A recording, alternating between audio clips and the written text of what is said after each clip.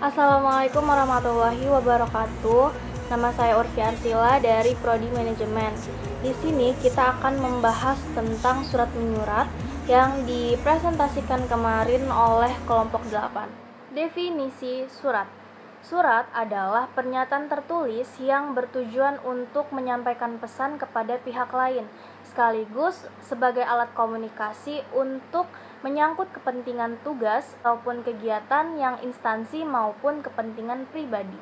Adapun fungsi surat, yang pertama sebagai alat komunikasi, yang kedua sebagai tanda bukti tertulis, misalnya surat perjanjian. Yang ketiga sebagai alat pengingat, contohnya surat yang telah diarsipkan. Yang keempat sebagai dokumentasi histori. Yang kelima sebagai jaminan keamanan seperti surat keterangan jalan. Yang keenam sebagai pedoman, contohnya surat keputusan, perintah, dan pengangkatan. Next, sejarah surat.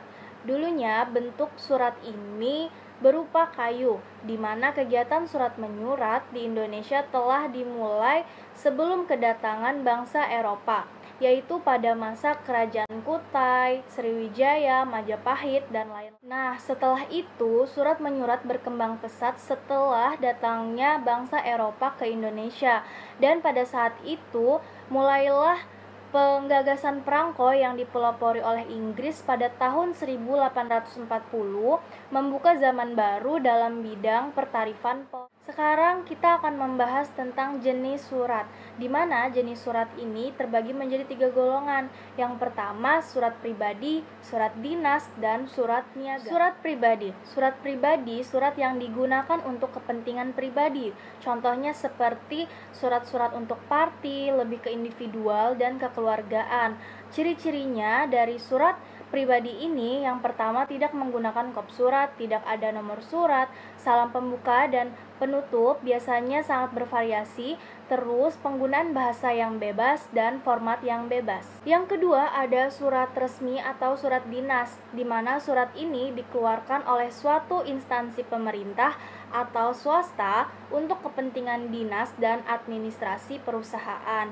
Terus fungsi dari surat ini adalah sebagai dokumen tertulis, alat pengingat berkaitan fungsinya sebagai arsip. Ciri dari surat dinas atau surat resmi ini, dia kebalikannya dari surat pribadi. Yang pertama menggunakan kop surat, nomor suratnya ada, terus salam pembuka dan salam penutupnya itu menggunakan bahasa yang lazim, bahasa yang resmi, terus menyertakan cap atau stempel dari perusahaan itu sendiri.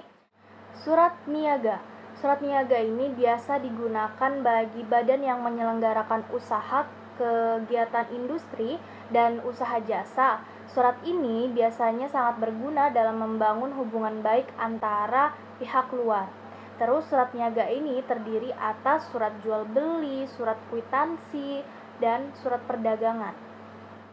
Next, surat lamaran, di mana surat lamaran ini diperuntukkan untuk orang-orang yang memerlukan pekerjaan, dan biasanya surat lamaran ini menggunakan bahasa yang sangat formal. Oke, saya kira cukup untuk materi yang saya jelaskan ini tentang surat menyurat yang dipresentasikan kemarin oleh kelompok 8.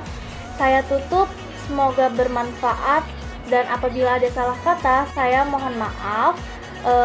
Terima kasih. Assalamualaikum.